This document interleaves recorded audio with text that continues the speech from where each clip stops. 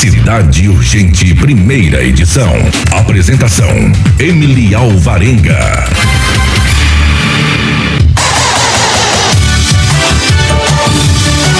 11h17. Vamos então iniciar esta entrevista nesta manhã do dia 7 de agosto. Pode liberar? Bom dia, candidato. Seja bem-vindo aos nossos microfones. Bom dia, Emily. Bom dia a todos os ouvintes da PLFM. É com muita satisfação que eu estou aqui participando dessa entrevista, nesse momento tão importante para a nossa cidade. Vamos, já iniciar, já perguntei isso aos outros candidatos que vieram aqui, acho que é uma pergunta padrão. Por que esse desejo em ser prefeito em Pedro Leopoldo? Vamos lá. Essa pergunta é uma pergunta muito importante, porque ela realmente mostra aqui viemos. Oi, Emily e todos os ouvintes, há bastante anos que me incomoda muito a situação da nossa cidade.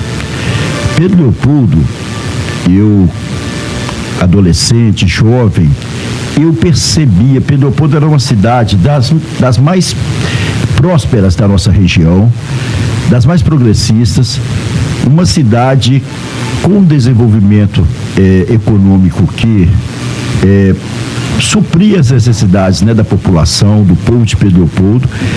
E nas últimas décadas a gente assistiu aí essa cidade estagnar, essa cidade perder toda essa pujança que ela tinha, em termos de prosperidade, de progresso. E isso sempre me incomodou. E eu entendi a minha leitura, sempre eu percebia que a nossa política é uma política velha, o modelo da política, não estou falando em pessoas, mas nossa cidade acabou ficando com uma política arcaica, antiga, velha, e com isso a cidade estagnou, parou. E o segundo passo que me proporcionou uma visão mais ampla disso tudo foi quando eu sou um profissional do setor privado, sou engenheiro civil e que migrei para a área de gestão, porque eu fui alçando crescimentos profissionais, virando gerente, diretor de empresas. Então eu acabei me aperfeiçoando em gestão. E quando eu tive a oportunidade, que eu saí da empresa que eu estava há 26 anos, eu tive um convite para ser secretário de planejamento urbano. Foi muito bom, porque aí eu tive um contato com a gestão pública. Quando eu estive como secretário de planejamento urbano, eu percebi quanta demanda que tem na gestão pública e quanto que a gente pode ser mais eficiente na gestão pública. Como que uma visão mais profissionalizada, com metas, com planos bem estruturados, com execução de bons projetos, pode levar uma gestão pública municipal muito mais eficiente. Então, desde então, isso foi em 2011 que eu saí da prefeitura, eu almejei atuar no serviço público. Eu tive que voltar para o serviço privado, porque o cargo de secretário é um cargo de confiança, a gestão daquele gestor municipal que está do majoritário terminando, você sai, eu sou um pai de família, sustento minha família com o meu trabalho, eu tive a oportunidade de voltar para o setor privado, mas com um pesar, porque eu gostei muito da experiência no setor público. E aí, a partir daí, isso isso foi em 2011, nós falando de 12, 13 anos, eu almejei, fiquei com aquela vontade, aquele objetivo de ir para a gestão pública, para ajudar nossa cidade a sair da situação que hoje estamos, que eu acho que é visível para todos, e numericamente a gente percebe isso. Eu fiz uma matéria no Dia do Trabalhador sobre essa questão do desenvolvimento econômico, geração de emprego e renda em Pedro Leopoldo. É impressionante a gente perceber como o nosso PIB per capita diminuiu de 2010 até o último censo, que foi 2022, o nosso PIB per capita, se você comparar com o Matozinho, Sete Lagoas, Prudente de Moraes, Lagoa Santa, a gente decaiu muito em relação às cidades vizinhas. Então, quando eu recebi um convite, e aí durante esses 12 anos, eu tive a intenção de entrar no serviço público. Só que a política de Pedro Leopoldo, como eu falei, é um modelo velho, os grupos são muito fechados, e eles se alternam no poder. E eu não consegui essa abertura. quando foi esse ano, em novembro, acho aproximadamente, eu recebi o convite, né, do Partido dos Trabalhadores para eu sair como pré-candidato a prefeito. Então, assim, era o que eu já almejava há muitos anos. Eu tinha vários impasses que talvez não viabilizasse essa minha decisão, mas a vontade já ficou plantada ali, né? E eu lembro de um ditado que eu sempre ouvi: o cavalo arriado passa uma vez, pode não voltar. E eu me empenhei para eu poder realmente participar desse pleito como pré-candidato. Consegui vencer algumas barreiras. Por exemplo, eu sou um trabalhador, né? Eu trabalho na indústria, então eu teria dificuldade de... Essa campanha seria essa pré-campanha, essa campanha seria uma dificuldade, porque o meu tempo vai ser muito curto. E eu tinha que ter também uma aprovação interna da empresa que eu trabalho, graças a Deus eu tive, e o acordo da família. Mas eu fiquei muito satisfeito, né, que aí eu consegui realmente essa possibilidade de entrar e me disponibilizar para ser um pré-candidato, para trazer essa melhoria, essa evolução na gestão pública municipal. E num partido que eu sou super alinhado com ele, né? O Partido dos Trabalhadores é um partido que eu estou com ele desde meu início minha carreira profissional. Eu acompanhei toda essa criação do sindicato de Pedro Leopoldo, que foi um sindicato muito importante para os trabalhadores de Pedro Leopoldo e da região, que é o Sindicomex. Os jovens de hoje não conseguem perceber, porque usufruem de alguns benefícios que foram conseguidos por essa luta aí do Partido dos Trabalhadores, inclusive de Pedro Leopoldo. Por exemplo, nós temos na região os tickets de alimentação com valor razoavelmente considerável, plano de saúde instituído, transporte dos trabalhadores que antes não tinham. Então, assim, é o Partido dos Trabalhadores, o meu alinhamento com o Partido dos Trabalhadores e os partidos de esquerda são muito voltados. A minha definição enquanto esquerda, enquanto Partido dos Trabalhadores, é inquestionável. Acho que ninguém pode falar assim: nesse ponto você está errado. O Partido dos Trabalhadores, e Lula provou isso logo nas duas gestões dele, é o único partido que lutou para diminuir a desigualdade social no Brasil, que tem políticas públicas nesse intuito. O Brasil é o 14º país em desigualdade social do mundo. Nós somos 193 países pelo mapa mundi. Nós ocupamos a 14ª posição em desigualdade social. Então, o meu alinhamento com o Partido dos Trabalhadores vai muito nessa linha. Então, eu estou muito satisfeito como eu te falei, né, me incomoda a situação da nossa cidade, que era uma cidade muito próspera e a gente estagnou nas últimas 3 décadas. Eu tinha vontade de ajudar nesse processo. Eu tive lá na prefeitura, vi que é possível ter ações para isso, que é possível fazer uma gestão pública mais efetiva, mais profissionalizada, mais eficiente, e ainda pelo Partido dos Trabalhadores. Isso que me levou a ser pré-candidato a prefeito de Pedro Leopoldo. E se a gente voltar lá em 2020, pré-candidato, a gente sabe que o candidato do PT, o Daniel, ele registrou 606 votos, ficou em 7º lugar. Ele teve uma votação, quando a gente vai para os vereadores, a gente teve uma ampla votação em nomes como vereadores que também não conseguiram legenda na Câmara Municipal. Qual é a sua legenda qual que é a sua avaliação, né, deste cenário para este ano, dentro de tudo que você me apresentou e que você acredita e está buscando? Realmente, se a gente analisar historicamente, o Partido dos Trabalhadores em Pedro Leopoldo sempre teve pouca representatividade, né? Isso não é oculto. E eu mesmo, enquanto eleitor, enquanto cidadão, sempre fiz essa leitura. O Partido dos Trabalhadores, igual eu te falei, ele teve um movimento sindical forte. Tivemos alguns representantes de relevância, tipo, exemplo, o Elvésio, né, que sempre foi eu acho que o Elvésio, na política, enquanto Partido dos Trabalhadores, é a maior referência que nós temos. Foi um excelente vereador. O Sálvio também, o professor Sálvio, e outros. Mas, como você falou, na candidatura majoritária a gente nunca teve sucesso. Eu, enquanto cidadão, sempre fiz uma leitura e acabou que eu vou agora correlacionar, né, desculpe, né, a pouca modéstia, mas eu sempre percebi o seguinte: o Partido dos Trabalhadores nunca lançou em Pedro Leopoldo, exceto o Elvésio, candidatos que realmente tinha a cara do trabalhador, tinha a linguagem do trabalhador.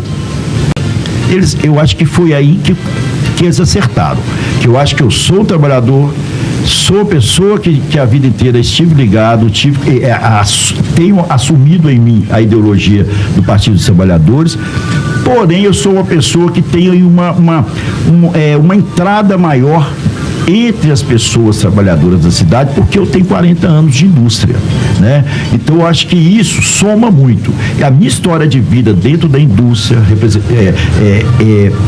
como trabalhador, mesmo sendo uma pessoa que desenvolvi, né? Fiz meu estudo de engenharia civil, de gestão de negócios, e fui cada vez mais caminhando para o lado da gestão, chegando a diretor de indústria, fiz meu mestrado profissional, mas eu nasci, né? E estou aqui de botina no pé, né? Eu estou dentro da indústria ainda.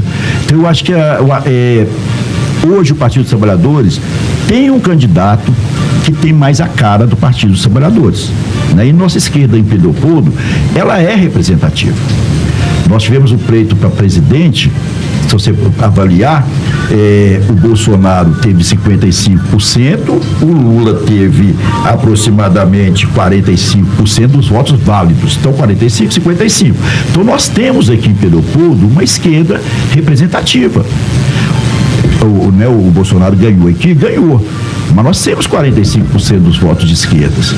Então nós temos aí uma esquerda que, se juntar, ela elege seu candidato, né? Então eu acredito nessa linha. Então por isso que esse comparativo, né? A última eleição, realmente, o candidato a prefeito do Partido dos Trabalhadores teve uma votação, né, muito reduzida, mas eu acredito que nessa nós somos mais fortes do que estivemos nas outras. Se a gente for analisar a cidade em si, eu chamo aqui na rádio de dois fantasmas, que é a Copasa no município e também a MG 424. A gente fala de acidentes, falamos de pedágio, falamos de muitos termos dentro da MG 424. E a gente sabe que a gente precisa de uma conversa com o governo estadual bem mais próxima, né? Dentro desse contexto aí, como que o senhor espera que seja essa relação com o governo estadual, se caso o senhor for eleito? Eu entendo o seguinte, tá, Emily? Eu até fiz uma entrevista, eu tenho uma série de perguntas que a gente está desenvolvendo nesse período aí. Nós somos uma federação, o Brasil é uma federação. A federação é formada por instâncias, né, de poderes territoriais independentes, autônomos, mas com poderes relativos. Então, nossa instância municipal, instância estadual, instância federal. São instâncias que têm esse poder autônomo e relativo, porém interligados numa parceria em busca do bem comum do povo. Então nós já temos aí que no próprio conceito da federação, e nós somos uma república federativa, já prevê a parceria entre esses entes da federação. Então essa parceria com o governo estadual, com o governo federal, ela é extremamente necessária. São raros municípios brasileiros que conseguem gerir as políticas públicas que atendam todas as necessidades da população só com os recursos próprios do município ou dos repasses oficiais da União. É necessário essas parcerias para que a gente consiga verbas, projetos específicos. Então, eu entendo que essa parceria ela é normal, independente de partidos, independente de qualquer coisa, o governo estadual, a nossa relação com o governo estadual tem que ser próxima, tem que ser bem entranhada, inclusive além de cobrança, de solicitação de apoio, existem também muitos programas do governo estadual e do governo federal, inclusive para facilitar essa proximidade, em termos de gestão de recursos públicos, em termos de acesso aos recursos públicos. O governo do federal, por exemplo, ele lançou agora, logo em ano passado, o Conselho Federativo, que é o conselho formado por representantes da esfera federal, estadual e municipal, justamente para dar esse subsídio em termos de aprimoramento das gestões públicas. E ele fala o seguinte: se não adianta nada o governo federal ter programas bons e o governo estadual ter programa bom, se os municípios não estão preparados para acessar as plataformas, acessar os projetos. Então, vamos caminhar aqui para esses últimos 4 anos, né? Incluindo 2024, nós já estamos no 8º mês.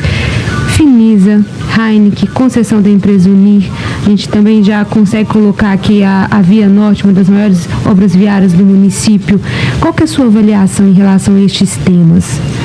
A gente já passou 15 minutos da nossa entrevista. Bem, a Heineken eu considero uma enorme perda para a cidade, né? Nós estamos falando de uma cidade que eu comecei a conversa falando do nosso talvez maior problema hoje seja a estagnação do desenvolvimento econômico. Então realmente ela representa uma grande perda. Nós tivemos um problema inicial que foi a tramitação de uma forma não coerente com os trâmites legais, e aí o ICMBio entra no processo não para realmente inviabilizar a Heineken, mas porque o processo começou pelo governo estadual, passando por fora da tramitação legal de avaliação do empreendimento, das adequações, porque o empreendimento pode causar impactos ambientais, mas você tem as condicionantes, as medidas mitigadoras que pode ser aplicada para viabilizar. Mas o problema parece, pelo que eu entendi de toda essa leitura e o material que eu acompanhei, que ele não obedeceu esse trâmite, né? Então eu vejo esses dois lados. O ICMBio não inviabilizaria se o processo tivesse ido pelo trâmite normal. E acho, né, que o governo nosso, na gestão pública municipal, poderia ter se empenhado mais no sentido de reverter a situação. Poderia ter articulado mais a população, fazer um movimento amplo e aí conduziria para um processo que permitiria as adequações necessárias, as ações mitigadoras necessárias para que a gente não perdesse o empreendimento. Até para levar para outro lugar. Vamos supor que chegasse à conclusão que aquela região realmente comprometeria a questão das águas. Mas nós temos, o próprio Tadeu falou ontem aqui na entrevista dele, nós temos uma região lá, né, a região do Urubu, que tem, que inclusive já está pré-definido como uma área para novos empreendimentos industriais. Então era possível a gente reavaliar. Então eu acho que foi aí uma soma de falhas que infelizmente nós vamos lutar muito para nós termos um novo empreendimento desse porte aqui em Pelopondo, que seria importantíssimo para o nosso desenvolvimento. A gente também tem o FINIS, a própria concessão da Unir, que são temas aí que foram, né, vamos dizer assim, desafios para o Pedro Leopoldense nos últimos anos. A Unir, inclusive, é um processo que merece destaque, né? Acho que o transporte público de Pelopondo deixa a desejar e muito. A gente tem feito muitas visitas nas comunidades, nos bairros, nos distritos, deixa a gente chocado, né, com a situação que certos moradores vivem, com a falta de regularidade em horários, com a situação precária do transporte público, com a questão de não circular em determinadas localidades, as distâncias são muito grandes de um ponto ao outro. Eu vi isso em vários bairros e vários distritos. E aí entra a questão do poder de fiscalização da Prefeitura Municipal. É uma concessão, mas tem que estar com um diálogo, uma cobrança constante.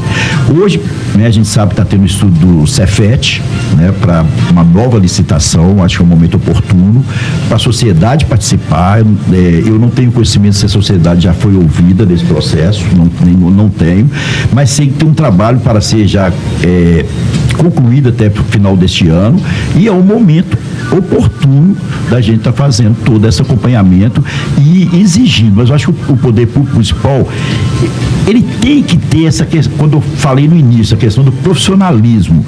É função do poder público municipal cobrar das empresas que têm a concessão o trabalho, a prestação de serviço adequado. A mesma coisa vale para a Copasa. Né? A situação que a Copasa está, nos últimos anos, deixando a cidade, alguns bairros principalmente, em precariedade e em falta de previsibilidade do serviço estar disponível, é de não entender a situação que está. Então, falta à gestão municipal, e isso aí eu sei que funciona dessa forma, né? Na gestão privada não vai ser diferente da municipal, a necessidade de um acompanhamento muito próximo, uma cobrança muito próxima, e sentar, estabelecer planos, corrigir caminhos que estão dando certo, para que a população realmente, a gente tem que pensar no povo. O gestor público municipal, a gestão pública municipal está aí para levar qualidade de vida para o povo. Só acrescentando, o pré-candidato a vice, junto com o senhor Roberto Leles, ontem defendeu aqui a pauta sobre a tarifa social. Qual a sua opinião em relação, considerando também o mesmo que eu pontuei para ele ontem, sobre a representatividade na Câmara Municipal que seria necessária para aprovar um projeto assim? Ele falou de tarifa zero com relação ao transporte público. Isso.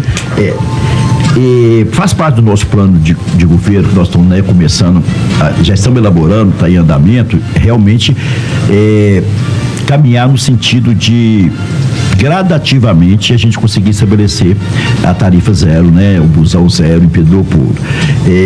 Nós temos aí no Brasil mais de 100 cidades que já tem esse programa implantado. Em Minas são mais de 20 cidades. Mariana é um exemplo claro disso.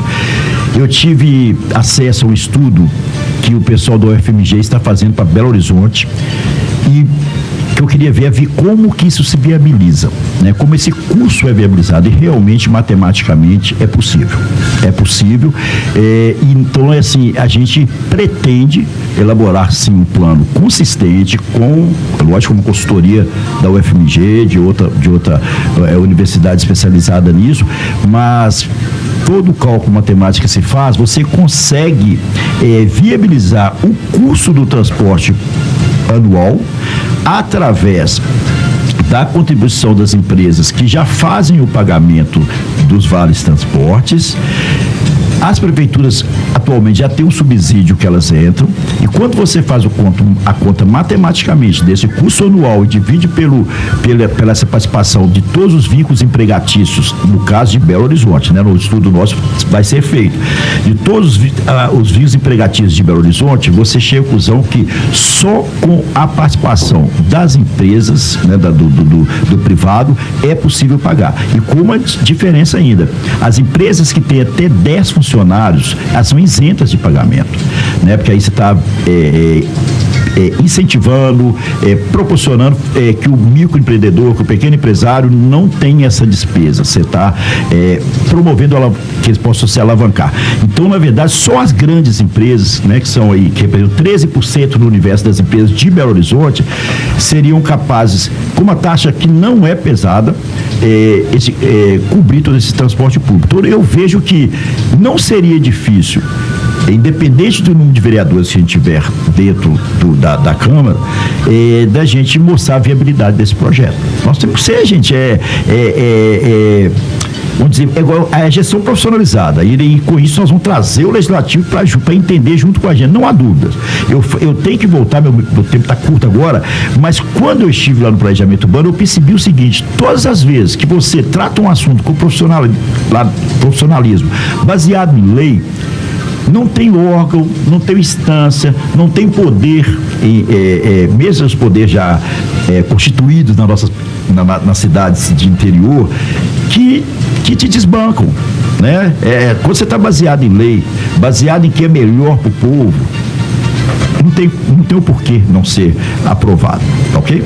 Ok, gente, quantos minutos me atualiza, por favor, Elisa? Estamos em 6 minutos e 40 segundos. 6 minutos. Vamos responder a pergunta do ouvinte Gleison Cassiano de Lima, ele é Teotônio Batista. Ele quer saber se caso eleito, né, quais são os planos para trazer empresas para gerar emprego a Pedro Leopoldo. Primeiramente, nossa cidade é uma cidade que tem boas condições atrativas, né? Por isso que mais deixa a gente inconformado com a situação que a gente está, por ser uma cidade próxima à capital, próximo ao aeroporto de Confins, próximo de rodovias estaduais e federais, né? Um acesso muito rápido. O que falta é justamente o foco da gestão municipal, para que a gente estabelecer o quê? Um plano municipal de desenvolvimento econômico e social, criar o conselho de desenvolvimento econômico e social, formado por, né, tem que ter a paridade por representantes da indústria, representantes do comércio, representantes das instituições tipo OAB, ASEP, da própria prefeitura municipal, estabelecer as metas, estudar nossos pontos fortes e fracos, para a gente poder cada vez mais potencializar esses pontos fortes e trabalhar de cada vez mais diminuir e melhorar os pontos que nós somos fracos, ter um programa de comunicação efetiva que venda essa cidade nossa que é tão rica, que é tão pronta para crescer, né, para os investidores. Nós vamos atrair investidores para cá, sem dúvida nenhuma. Fazer plano de concessão de terrenos, a questão da isenção tributária temporária e parcial até que as empresas se constituam, se estabeleçam, porque isso, mesmo no período que elas não tiveram fazendo a contribuição, elas já estão gerando renda e emprego para a cidade. E o segundo ponto, não só focar nessa atração de empresas grandes para o município, mas também dar mais fomento ao empreendedorismo local. Nós somos cidade de 7.500 empresas, 83% dessas empresas de Leopoldo são pequenas e microempresas. Então nós temos cada vez mais fortalecer no sentido seguinte, nós já temos hoje, é comum a questão do apoio no processo de abertura das empresas, mas é dar mesmo suporte de gestão financeira, gestão de marketing, gestão de pessoas, porque geralmente esses pequenos empreendedores, eles são os técnicos, as pessoas que sabem aquela atividade que ela faz, né? Uma manicure, uma cabeleireira, mas ela não tem essa gestão, essa visão de gestão financeira, gestão de marketing. Nós queremos estruturar o nosso município para que ele possa dar realmente apoio, suporte ao micro e pequeno empreendedor e criar um fundo também de financiamento para o pequeno e microempreendedor. Esse fundo vai dar condições deles também alavancarem e pagarem juros mais baixos, em parcelas, em parcelamentos maiores, porque esse pequeno empreendedor é capaz realmente de alavancar. No Brasil, 30% do PIB é gerado pelo micro e pequena empresa. 55% dos empregos formais também são gerados pelo micro e pequeno empreendedor. Então, me desculpa o nome do rapaz. É Gleison. Gleison. É esse aí, é um trabalho focado, um plano de desenvolvimento econômico e social sustentável para o nosso município e com a gestão pública dando foco nesse maior problema que é o problema da cidade, junto com a saúde e com a educação. A gente também, a gente tem mais 2 minutos, né, Elisa? Ele também acrescentou aqui na pergunta se há plano de melhorias para o bairro Teotônio Batista. Se o senhor conseguir responder em 2 minutos? Existe sim, Gleison. Eu tive aí há 2 semanas atrás, tive inclusive caminhando na área verde. Realmente eu fiquei chocado com algumas situações que eu percebi aí no bairro Teotônio Batista de Freitas. Eu já tinha tido aí há uns 3 meses atrás, logo no início da pré-campanha, numa área um pouco acima, e tive recentemente lá. Eu vi na área verde ruas totalmente sem nenhum tipo de calçamento, não é nem calçamento, as ruas é na terra esburacada, não tem calçadas, as casas já são direto assim na terra e ainda com esgoto a céu aberto, que me impressionou muito. E as senhoras, 2 senhoras, uma delas se chama Ângela até, uma senhora que tem um problema uma pessoa que tem um problema até nas pernas, e ela me mostrou a dificuldade que a parada de 11 é a 3 quadras da casa dela e a rua é íngreme. E ela espera o dia que ela tem dinheiro para pagar o Uber, para ela poder ir para o médico, para fazer algum tratamento. Então, assim, nós vamos focar, Gleison, não só no Teotônio Batista de Freitas, mas nas regiões periféricas da cidade. Eu vi isso também em outros lugares, como Vera Cruz, a gente sabe que tem o Manuel Brandão, que são regiões que nós temos obrigação. Se você pegar o plano diretor da cidade, né, e as leis federais, você vai ver que é obrigação, né, dos órgãos públicos dar essas condições dignas de infraestrutura para os cidadãos, para o povo. Então, a gente está nos segundos finais, né? Eu quero agradecer o candidato que está aqui com a gente, né? Pela confiança, e nós estamos aí com esse espaço aberto para ouvir, entender e, quem sabe, né, ajudar a pessoa que está do outro lado a escolher aí o seu candidato através de propostas e uma boa conversa e prioridades para o município. Então, agradecer e te desejar um bom pleito a partir de então, e que em outubro as urnas decidam. Emily, eu que agradeço aí, Elisa, né? Elisa, gosto muito de sua família, seu pai, fui muito amigo do seu tio, e essa oportunidade que vocês estão dando para nós pré-candidatos, né? Fazer essa conversa aqui, com essa disponibilidade toda, essa abertura, é muito importante. Ainda mais, eu tenho que acrescentar, que eu, entre os 3 pré-candidatos, eu sou o que tenho menos tempo de poder estar fazendo esse contato pessoal com os eleitores. Então, peço, para quem está ouvindo, entendam, eu não vou ter essa disponibilidade que os outros têm, porque eu cumpro horário de trabalho regular, né? E eu tenho meu tempo à noite, acabou? Acabou, mas não se preocupe, que o senhor tem 2 minutos para considerações finais e aí você vai poder conversar e falar sobre essa necessidade com o nosso ouvinte. Liberado, Elise? Então, 2 minutos para consideração final do senhor. Eu vou só continuar aí a frase que eu estava falando. Então, realmente eu vou ter uma certa dificuldade com a questão de horário. É lógico que eu pretendo tirar aí alguns dias de férias que eu tenho direito em setembro, para aproximar mais, mas eu ainda tenho essa conjuntura aí que me impede. Então, assim, essa disponibilidade aqui na rádio é muito importante. E para falar para vocês, eu estou muito grato, como vida pessoal mesmo, dessa oportunidade de eu ser uma alternativa para atender o público neste momento. Nós temos 2 candidaturas aí no município que representam, a meu ver, a continuidade do que nós temos até então, né?